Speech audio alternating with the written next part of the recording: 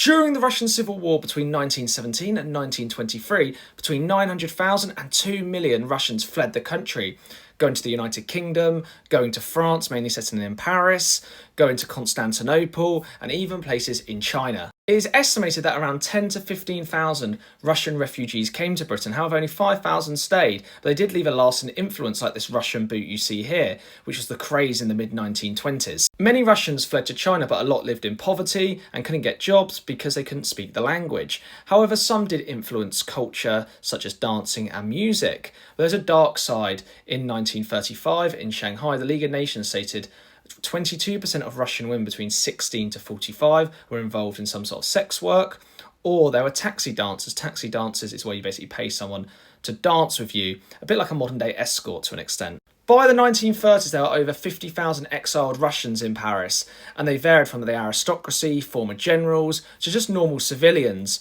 And many of the aristocracy had to sell off their jewellery and their belongings to just live the life of luxury they were accustomed to, where many had to get jobs in bars, cafes, or just factories to just live. Some White Russians even settled in Germany, and many settled around Potsdam, and they were called the White Russians because they supported the Whites during the Civil War.